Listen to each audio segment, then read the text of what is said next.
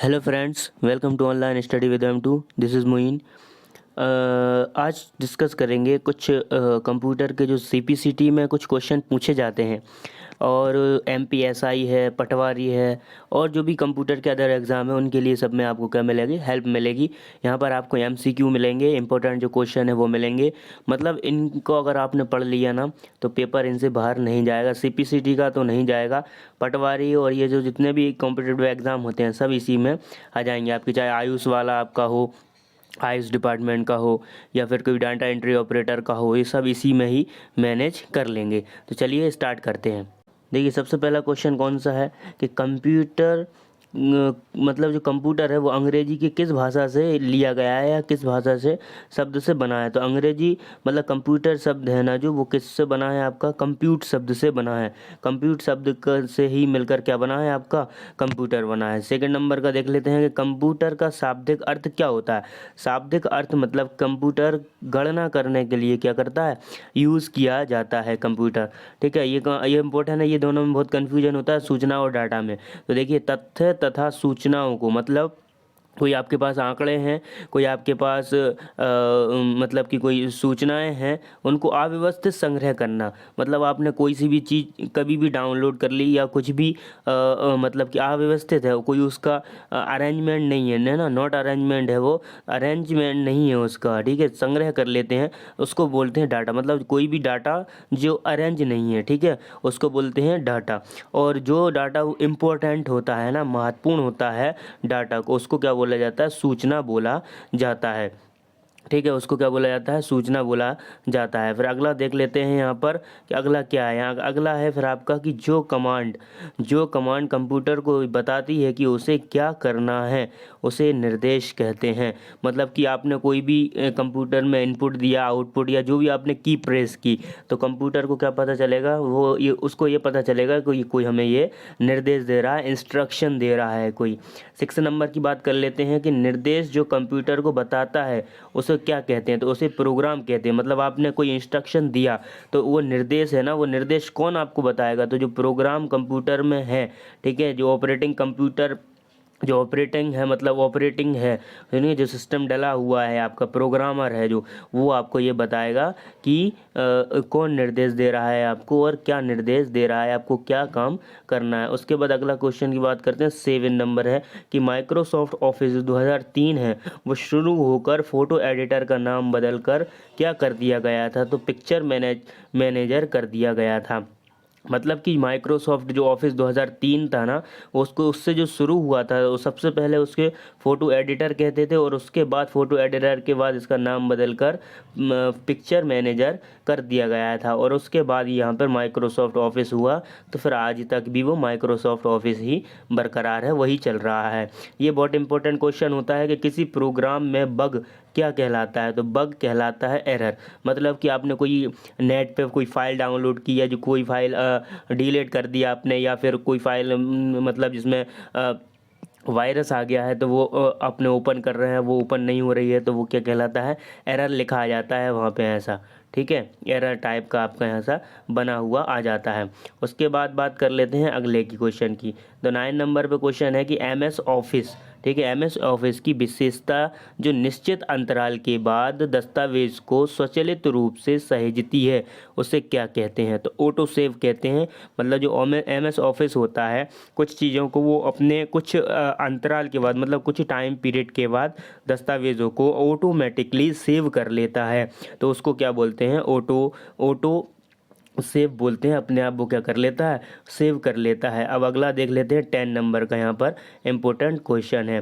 तो 10 नंबर पर है आपका, कौन सा है आपका, 10 नंबर पर है कि कंप्यूटर को टेलीफोन लाइनों का प्रयोग करके डाटा अंतरित करने की अनुमति कौन देता है, तो मॉडेम देता है।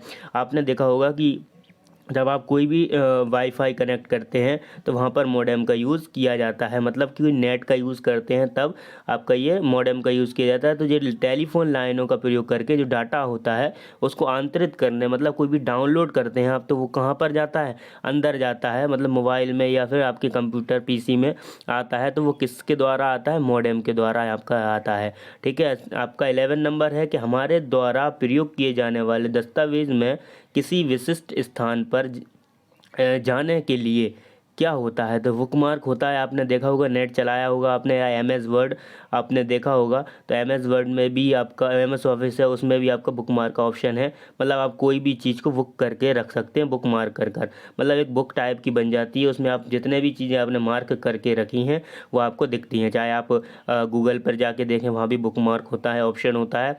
आप अगर बुकमार्क कर दें तो वो आपको लिंक है आपकी, ये जो साइड है वो आप उस पर जाकर वापस वहीं पर पहुँच सकते हैं, इसीलिए इसका यूज़ किया जाता है। अगला क्वेश्चन देख लेते हैं। अब अगला क्वेश्चन में क्या है, तो देखो 12th नंबर में है आपका कि एम एस ऑफिस 365 अब दुनिया में सबसे लोकप्रिय क्लाउड एप्लीकेशन है, लेकिन यह है कब शुरू किया गया था, तो 2011 में, 2011 में किया गया था। ऑफिस जो है आपका 365 नाम से, वो अब दुनिया का क्या सबसे लोकप्रिय क्लाउड एप्लीकेशन, मतलब आपका क्या है, क्लाउड एप्लीकेशन मतलब कि आपका क्लाउड होता है, एक तो क्लाउड कंप्यूटिंग होता है, उसमें आप डाटा को क्या कर सकते हैं, भेज सकते हैं, उसमें अपने डाटा को सेफली रख सकते हैं। ठीक है, तो ये कब शुरू हुआ था, 2011 में ये क्वेश्चन पूछे जाते हैं। उसके बाद आता है आपका 13 क्वेश्चन कि एम एस ऑफिस मतलब कि वर्ड, एक्सेल और पावर पॉइंट, ये आपका पैकेज होता है पूरा। ठीक है, इसको पीसी पैकेज भी बोला जाता है, जिसने आपने डीसी या पीजीडीसी किया होगा। तो मैक्रो का प्रयोग सबसे उपयुक्त कारण है, मतलब कि इनमें जो मैक्रो बनता है वो क्यों बनता है, ठीक है, वो इम्पोर्टेंट है। तो दोहराए जाने वाले कार्यों को स्वचालित करने के लिए, मतलब अगर आपको कोई कार्य दोहराना है, ठीक है, रिवाइज करना है किसी को, ठीक है, रिपीट करना है उस कार्य को, कोई वर्क को, ठीक है, ऑटोमेटिक अपने आप ही स्वचालित, मतलब ऑटोमेटिक में उसको रिवाइज करना है, तो आप किसका यूज़ करते हैं, मैक्रो का यूज़ करते हैं। ये बहुत है, ये सीपीसीटी में और पटवारी में पूछा भी जा चुका है। उसके बाद आता है 14 नंबर के सुपरस्क्रिप्ट, सबस्क्रिप्ट और स्ट्राइक थ्रू किस रूप में जाना जाता है, तो फॉन्ट के जो प्रभाव होते हैं उनके रूप में जाना जाता है। आपने देखा होगा सुपरस्क्रिप्ट होता है, एक सबस्क्रिप्ट होता है, जिसमें जैसे आप ऐसे यहाँ पर घात चढ़ा देते हैं यहाँ पर, ठीक है ना, स्क्वायर रूट कर देते हैं, एक्स स्क्वायर हो गया, ठीक है, उसके बाद यहाँ पर x2 हो गया, ये सब आपके सब सुपर स्क्रिप्ट और सब स्क्रिप्ट आपके यहाँ पर कहे जाते हैं। फिर अगले क्वेश्चन की बात कर लेते हैं कि 15 नंबर है कि रन डायलॉग बॉक्स से क्या टाइप करके आप एम एस वर्ड को स्टार्ट कर सकते हैं। तो रन डायलॉग बॉक्स, आप जैसे स्टार्ट बटन दबाएंगे ना, और वहाँ पर ऐसा बॉक्स खुल जाता है कि सर्च ऑप्शन, ठीक है, सर्च खुल जाता है, वहाँ पर आप क्या लिखेंगे, यहाँ पर लिखेंगे आप विंडो, उसके बाद लिखोगे आप मतलब कि विन वर्ड लिख देंगे आप, ठीक है, और .exe लिख देंगे, तो आपका एम एस वर्ड यहाँ पर स्टार्ट हो जाएगा। उसके बाद आता है कि MOS की फुल फॉर्म क्या है, तो M मतलब होता है आपका क्या, M मतलब होता है माइक्रोसॉफ्ट, और S मतलब माइक्रोसॉफ्ट ऑफिस, और S मतलब कि आपका M मतलब माइक्रोसॉफ्ट, और O से हो गया ऑफिस, और आपका S से हो गया स्पेशलिस्ट। ठीक है, ये आपको इम्पोर्टेंट है, ये आपको ध्यान रखना पड़ेगा। अब अगले क्वेश्चन की बात कर लेते हैं। अगला क्वेश्चन है आपका कि एम एस ऑफिस सॉफ्टवेयर के अंतर्गत ऑडियो विजुअल प्रेजेंटेशन किस सॉफ्टवेयर का उपयोग करता है, तो वो प्रेजेंटेशन किस में बनती है, आपको ये ध्यान रखना है, तो एम एस पावर पॉइंट में बनती है पीपीटी। ठीक है, तो आपको इसमें ध्यान रखना है कि किस में बनती है, ठीक है, बस उसके बाद कुछ आपको काम नहीं करना है। एक क्वेश्चन और आपको हाँ और ना में पूछ रहा है कि क्या हम मैक्रो में अपनी पसंद का कीबोर्ड शॉर्टकट आसान मतलब असाइन कर सकते हैं, तो हाँ कर सकते हैं। मतलब आप चाहते हैं कि कोई शॉर्टकट आपके मतलब आप कीबोर्ड से बना लें, जैसे आपने 1 को अगर बना दिया, तो आपने 1 पे प्रेस किया तो वहाँ पर आपका मैक्रो स्टार्ट हो जाएगा और चालू हो जाएगा, रिकॉर्डेड करने लगेगा। ठीक है, तो ये भी आप कर सकते हैं। अगला क्वेश्चन है 19 नंबर का, 19 नंबर का है आपका कि एम एस ऑफिस में स्प्रेडशीट को किसको बोला जाता है, तो स्प्रेडशीट, डाटा शीट, मतलब स्प्रेडशीट होता है आपका, ये आपका स्प्रेडशीट आपको एक्सेल में बोला जाता है। यहाँ बता दें कि देखो एम एस डॉक्यूमेंट बोला जाएगा आपका एम एस वर्ड में, उसके बाद स्प्रेडशीट आपका एक्सेल में, और डाटा शीट जो होती है डाटा शीट के नाम से, ठीक है, डाटा शीट भी एम एस एक्सेल में बोला जाता है, और डाटा जो बेस होता है वो एम एस एक्सेस कहलाता है। ठीक है, एम एस एक्सेस में बोला जाता है आपका डाटा बेस। तो ये आपको बहुत कन्फ्यूज़न है, इसको ध्यान रखना। 20वां नंबर है कि सभी बड़े अक्षरों, सभी छोटे अक्षरों को चयनित वाक्य करने के लिए आप किसे का उपयोग करते हैं, मतलब कोई बड़े अक्षर आपने लिख दिए, जैसे कैपिटल में कोई आपने नाम लिख दिया, जैसे ऑनलाइन लिख दिया आपने, ठीक है, जैसे ऑनलाइन, ऑनलाइन लिख दिया आपने, ऑनलाइन लिखा आपने, क्या सब कैपिटल में लिख दिया आपने, ठीक है, सब कैपिटल में लिख दिया आपने। अब इसको आपको स्मॉल में करना है, तो आप केस बदले में जाएंगे और वहाँ पर आप कर देंगे स्मॉल आइज, तो सब स्मॉल में लिखा होने लगेगा, ठीक है, सब स्मॉल में लिखा हो जाएगा ऑटोमेटिकली।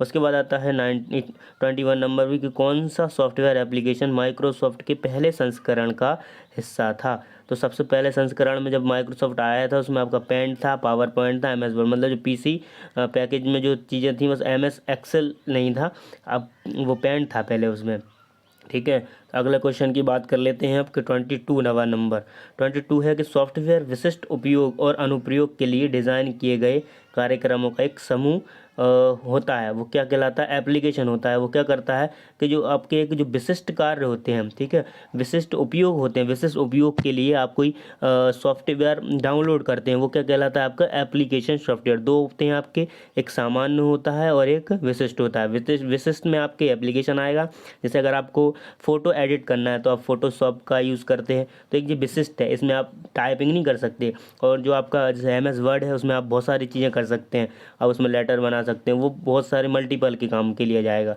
ठीक है। उसके बाद आता है आपका 23 नंबर कि वह वर्ड, ठीक है, वह हार्डवेयर डिवाइस कौन सा है जिसे आमतौर पर कंप्यूटर का ब्रेन कहा जाता है। ब्रेन मतलब CPU, सेंट्रल प्रोसेसिंग यूनिट, ये फुल फॉर्म है इसकी, CPU की, आपको ध्यान रखना है, CPU, ठीक है, सेंट्रल प्रोसेसिंग यूनिट इसको बोलते हैं। ये कंप्यूटर का माइंड भी कहा जाता है, इसको ब्रेन भी बोला जाता है। अगला क्वेश्चन है आपका 22 नंबर का कि पहला संक्रियात्मक इलेक्ट्रॉनिक, ठीक है, कौन सा, इलेक्ट्रॉनिक बोला, अंकीय कंप्यूटर कौन सा है। तो ENIAC था आपका जो बनाया था सबसे पहले, ठीक है, इलेक्ट्रॉनिक था वो, बस आपको ये याद रखना है कि इलेक्ट्रॉनिक कौन सा कंप्यूटर बना था, तो ENIAC आपका यहाँ पर बना था। उसके बाद आता है आपका 25 नंबर की WW का फुल फॉर्म क्या होता है, तो वर्ल्ड वाइड वेब इसका यूज़ होता है। ये कंप्यूटर में नेट पे काम करता है, ठीक है, नेट पर इसी का यूज़ किया जाता है, इसके बिना अगर साइट नहीं चलेंगी, सब डाटा यहीं पर स्टोर रहता है ज़्यादा। उसके बाद आता है 26 नंबर की सबसे तेज़ भंडार है, बहुत इंपॉर्टेंट क्वेश्चन है, वेरी वेरी इंपॉर्टेंट क्वेश्चन है, इसको आप यहाँ पर देख लें कि सबसे तेज़ भंडारण, ठीक है, सबसे ज़्यादा मतलब स्पीड से जो स्टोरेज करके रखता है तो वो रजिस्टर रखता है, ठीक है, सबसे तेज़ ज़्यादा स्टोरेज करके रखता है। अगर दो ऑप्शन आ जाए आपका कि रजिस्टर और कैश मेमोरी, तो आप कैश पे लगाएंगे, अदरवाइज़ रजिस्टर आपका ऑप्शन रहेगा। उसके बाद बात कर लेते हैं, आपके 30 क्वेश्चन ही पढ़ना है आपको आज, उसके बाद फिर कल देखेंगे कुछ नए को इम्पोर्टेंट क्वेश्चन। फिर है आपका 27 नंबर का कि कंप्यूटर 1 सेकंड में कितनी गणनाएं कर सकता है। कोई इसने पूछा कि 1 सेकंड में कितनी गणनाएं कर लेता है, तो आप हमसे बोलेंगे अप्रॉक्स, मतलब लगभग 30 लाख गणनाएं क्या कर सकता है कंप्यूटर 1 सेकंड में कर सकता है। उसके बाद आता है 28 नंबर की कंप्यूटर अपनी आंकड़ों, मतलब अपने जो आंकड़े हैं उसके पास, मतलब उसके पास जो डाटा है, सूचना है, इन्फॉर्मेशन को कहाँ पर याद रखता है, अपने डाटा को, अपने इन्फॉर्मेशनों को कहाँ याद रखता है, तो मेमोरी में याद रखता है। अब ये तो याद हो गया कि मेमोरी में कहाँ रखता है, मेमोरी में तो रख दिया, पर मेमोरी में भी कहाँ रखता है, तो मेमोरी में कुछ छोटे छोटे खाने बने होते हैं, उन्हें बाइट कहते हैं। तो ये कहाँ रखता है स्टोरेज, छोटे छोटे खानों में स्टोरेज करके रखता है डाटा और इन्फॉर्मेशन को, और उनको क्या बोला जाता है, बाइट बोला जाता है। तीसरा नंबर है, लास्ट नंबर है आपका कि कंप्यूटर की भंडारण क्षमता किसमें मापी जाती है। अगर आपको स्टोरेज क्षमता नापना है, स्टोरेज कैपेबिलिटी नापना है, तो आप किस में नापेंगे, बाइट्स में, क्योंकि वो बाइट एक खाने को क्या बोलते हैं, बाइट बोला जाएगा, इसलिए बाइट्स में नापेंगे कि एक बाइट में कितना स्टोरेज हुआ। तो गाइस आई होप आपको ये वीडियो पसंद आई होगी। ऐसे ही वीडियो पाने के लिए नए चैनल को सब्सक्राइब करें, और नए सब्सक्राइबर हैं, नए यूज़र हैं चैनल पर, तो आप ज़रूर सब्सक्राइब करें, है ना, और अपने दोस्तों में शेयर करें, और अच्छे से पढ़ें। Thanks for watching.